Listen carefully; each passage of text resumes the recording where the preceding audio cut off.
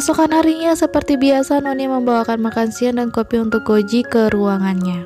Nonim terlihat sangat pucat dan lemas seperti tidak tidur selama beberapa hari. Koji pun bertanya alasan Nonim terlihat begitu lelah dan apakah ada yang perlu dibicarakan kepadanya, tapi Nonim mengatakan jika dia hanya kecapean biasa saja. Saat hendak keluar dari ruangan bosnya, Nonim merasa sangat pusing dan pandangannya mulai kabur. Karena terlalu lemas, Nonim pingsan dan hampir terjatuh, tapi Koji langsung menangkapnya. Nonim tersadar dan melihat dirinya ada di rumah sakit dengan Koji yang mencemaskannya. Tak lama kemudian perawat datang memberitahu bahwa Nonim baik-baik saja dan hanya kelelahan dan kurang tidur. Dia harus menunggu infusnya habis, setelah itu boleh pulang. Koji bertanya kenapa Nonim kurang istirahat, apakah terlalu banyak beban kerja. Koji sangat mengkhawatirkan Nonim. Nonim minta maaf sudah membuat Koji khawatir. Koji memeluk Nonim dan mengatakan dia akan rapat di Jepang beberapa hari dan Nonim bisa cuti agar Nonim bisa pulih. Setelah itu Nonim pulang ke rumah. Tiba-tiba Tuan Mak mengirimnya pesan menanyakan keberadaannya, tapi Nonim tidak mempedulikannya. Saat masuk rumah, Nonim sudah dihadang pertanyaan-pertanyaan dari ibunya, dari mana, kenapa pulang terlambat, apakah Nonim masih berhubungan dengan bos Jepangnya. Nonim merasa kesal karena ibunya terus berpikiran negatif tentang pekerjaannya dengan bos Jepangnya. Ibunya menyuruh Nonim berhati-hati dan jangan selalu mempercayai bosnya itu. Nonim merasa sangat kesal, marah, dan tidak tahan lagi dengan ocehan ibunya yang terus tidak mempercayai pekerjaan yang dia lakukan. Ia memberitahu jika bosnya sedang ada urusan hingga ia belum bisa mendiskusikan gajinya. Nonim mengambil berkas-berkas pekerjaan sampingannya sebagai penerjemah. Dia melakukan segalanya untuk mendapatkan bayaran. Jika tidak, siapa yang akan membayar hutang-hutangnya? Ibunya mengatakan kenapa dia tidak tahu selama ini. Nonim mengatakan ibunya tidak pernah bertanya apa yang dilakukannya selama ini, apakah dia merasa lelah atau tidak, dan semua ini dilakukan untuk membayar hutang-hutang ibunya. Ibunya tidak menyangka jika putrinya selama ini banting tulang untuk membayar hutang keluarganya hingga pulang larut malam, dan justru ia berpikir negatif pada putrinya. Nonim meminta ibunya untuk segera membayar hutangnya karena dia sudah membayar beberapa hutangnya tapi belum cukup membayar penuh hutang ibunya yang banyak. Kemudian Nonim pergi dari rumah dengan kekesalannya dan membuat ibunya merasa khawatir padanya. Nonim menuju kafe terdekat di rumahnya dan menangis karena apa yang sudah terjadi ini. Dengan susah payah ia mengumpulkan uang untuk membayar hutang ibunya, tapi ibunya justru tidak mempercayainya terus. Tiba-tiba ponselnya berbunyi. Koji menelpon bertanya di mana keberadaan Nonim. Ia memberitahu Koji bahwa dia sedang berada di kafe dekat rumahnya. Tak lama kemudian Koji datang ke kafe tersebut. Nonim hanya bisa menangis melihat Koji datang di saat dia membutuhkan support karena kejadian ini. Koji mencoba menenangkan Nonim dan meminta maaf karena terlambat datang. Setelah itu Nonim dan Koji mencari udara segar di rooftop. Nonim mengatakan dia merasa lebih baik setelah melihat pemandangan dari atas. Koji menyuruh Nonim memberitahu masalahnya karena dia adalah pacarnya, dan jika Nonim tidak mau memberitahunya maka ia tidak akan memaksanya bicara. Namun Nonim memberitahu bahwa dia sedang ada masalah keluarga karena hutang ibunya dan kebiasaan hutang ibunya yang harus dia tanggung. Nonim terkejut saat Koji menanyakan kerja sampingan yang dilakukannya. Koji memberitahu jika dia sudah tahu dan merasa sangat bersalah karena sebagai pacarnya, dia justru tidak bisa menghibur Nonim saat itu. Koji berpikir jika dirinya bukan pacar yang baik, tapi Nonim justru mengatakan Koji adalah pacar terbaik di dunia. Kemudian Koji menawarkan untuk mengantar Nonim kembali ke rumah, namun Nonim belum mau kembali ke rumah karena perdebatan dengan ibunya sehingga ia memutuskan untuk menginap di rumah temannya. Tapi Koji tidak mengizinkannya. Koji membawa Nonim ke apartemennya. Koji menyiapkan susu panas untuk Nonim. Saat Nonim meminumnya, dia kepanasan. Koji memegang bibir Nonim dengan meniupnya. Koji menyuruh Nonim minum susunya karena dia akan membersihkan kamarnya agar Nonim bisa tidur di sana. Namun Nonim mengatakan jika ia bisa tidur di sofa saja karena ia tidak merasa nyaman membiarkan tuan rumah tidur di sofa. Tapi justru Koji mengatakan dirinya tidak akan tidur di sofa tapi akan tidur di kamarnya. Hal ini membuat Nonim terkejut dan menyuruhnya jangan bercanda. Oleh karena itu Koji menyuruh Nonim untuk memutuskan di mana dia akan tidur, di kamarnya saja sendiri atau ia akan tidur juga di sana. Kemudian terlihat Koji yang tidur di sofa sedang asik menonton televisi. Tiba-tiba Nonim datang dan mengatakan dia tidak bisa tidur karena tempat baru, sehingga dia ingin menonton TV dan menyuruh Koji yang tidur di kamar. Koji pun menyuruhnya untuk menonton TV bersamanya saja di sini. Nonim terlihat malu-malu tapi Koji mendekatkan Nonim dan menyelimutinya. Tak lama kemudian mereka mulai mengantuk dan tertidur karena sudah larut malam. Keesokan harinya, Nonim terbangun karena aroma masakan yang dibuat Koji. Nonim mengatakan dia tidak menyangka Koji pandai memasak. Koji mengatakan Nonim selalu membuatkan bekal untuknya, jadi kali ini dia akan memasak untuk Nonim. Nonim sangat senang dan mengatakan sangat menyenangkan punya pacar yang bisa memasak untuknya. Nonim memakan masakan Koji dan mengatakan sangat enak. Nonim ingin sarapan ini tiap hari.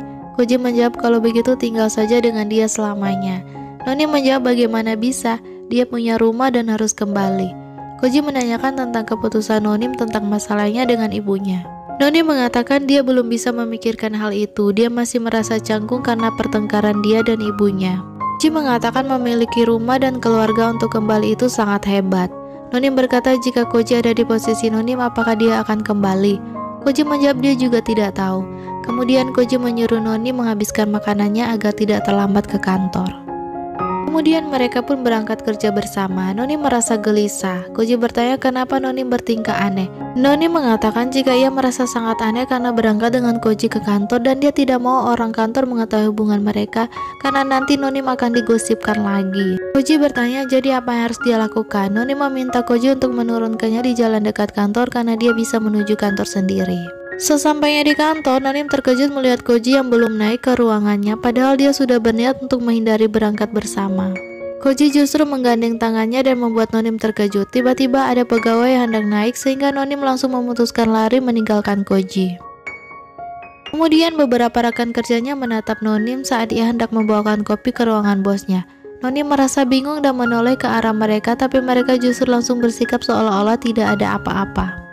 Nonim masuk ke ruangan bosnya. Nonim bertanya kenapa dengan wajah cemberut bosnya. Koji mengatakan ada yang ingin dia bicarakan tapi Nonim malah pergi. Koji kesal dan ingin mencium Nonim tapi Nonim malah menghindar. Koji bertanya kepada Nonim alasan dirinya sangat mengkhawatirkan jika semua mengetahui hubungan mereka berdua dan kenapa Nonim takut digosipi. Nonim menjelaskan dia mengkhawatirkan Koji dan tidak mau rekan kerjanya merasa iri terhadapnya karena dirinya pacar dari bosnya. Takut dibeda-bedakan dan nanti tidak nyaman saat bekerja. Koji merasa bangga dan tidak menyangka Nonim berpikiran dewasa dan jauh ke depan. Koji ingin memberi hadiah pada Nonim. Saat Koji hendak menciumnya, tiba-tiba pintu ruangan diketuk dan terdengar Hasobe yang memanggilnya. Hal itu membuat Nonim senang dan langsung pergi meninggalkan Koji. Koji merasa kesal terhadap Hasobe. Di sisi lain, Rena menyuruh asistennya mengirim email hasil rapat tadi untuk memberitahu semua staf di kantor Bangkok dan sisanya akan dia tangani. Kemudian di apartemen Koji, Noni membawa pakaian kotor milik Koji dan hendak mencucinya. Noni mengatakan dia tidak mau hanya diam saja, dia mau melakukan sesuatu. Koji mengatakan baguslah jadi Noni bisa berlatih menjadi istrinya. Noni mengatakan Koji berpikir terlalu jauh. Koji menjawab dia sudah memimpikan punya keluarga sejak umur 15 tahun. Kemudian Koji mendapat telepon. Nonim datang menghampirinya dan menanyakan apa ada masalah. Koji menjawab tidak ada. Nonim bertanya apa tidak masalah jika Nonim tidak menemani Koji bertemu klien di Srika. Atau Koji hendak menemui wanita lain di sana. Koji hanya tersenyum dan mengatakan ia tidak perlu menemui wanita lain karena pacarnya sangat baik. Nonim tersipu malu mendengarnya. Nonim melihat wajah Koji yang terlihat khawatir. Nonim bertanya jika ada masalah katakan saja padanya. Koji mengatakan ada masalah yang lain yaitu Nonim yang terus memanggilnya bos sehingga ia meminta Nonim untuk tidak memanggilnya bos saat di luar jam kerja karena ia adalah pacarnya. Nonim bisa memanggilnya Tuan Koji atau sayang. Nonim tersenyum dan mengatakan dia akan memanggil Tuan Koji saja kemudian mencium Koji. Kemudian Noni melakukan bersih-bersih di apartemennya Koji untuk membantunya. Tidak sengaja melihat sebuah kotak di lemari Koji dan ia penasaran untuk membukanya. Ia melihat foto sobekan anak kecil laki-laki di sana.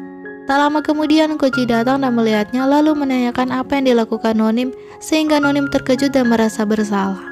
Nonim meminta maaf ia tidak sengaja menemukan kotak tersebut dan atas kelancangannya membuka kotak itu tanpa sepengetahuan Koji. Koji justru tidak marah dan ia hendak menceritakan pada Nonim dan ini saat yang tepat. Saat dia kecil, ayahnya bercerai dengan ibunya dan kembali ke Kanada meninggalkan dia dan ibunya di Jepang.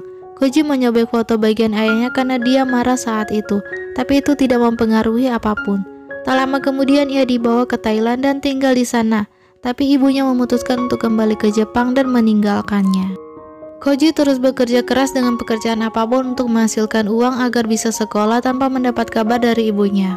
Kemudian Koji kembali ke Osaka, Jepang dan bekerja apapun. Koji harus melewati semua itu dan dia berhasil. Dan suatu saat Koji mendapat telepon dari ibunya, tapi dia memutuskan kontak dengan ibunya. Ia tidak tahu jika tak lama dari itu, ibunya meninggal dunia karena kanker. Hal ini membuat Koji meminta Nonim untuk menemui ibunya karena ia sudah mengalami kekecewaan saat ditinggal ibunya dan dia masih merasa bersalah karena ia tidak mengangkat telepon terakhir dari ibunya. Kemudian Nonim mengemasi barang-barangnya dan hendak kembali ke rumah. Namun Koji meminta Nonim untuk tinggal malam ini dan dia akan mengantarnya besok pagi. Nonim mengatakan karena Koji terlihat manja jadi dia akan tinggal. Koji kemudian memeluk Nonim. Terlihat Rena menelpon Koji tapi Koji tidak mendengarnya dan bersambung. Bagaimana kisah cinta mereka berdua ya? Jangan lewatkan episode selanjutnya ya. Bye-bye.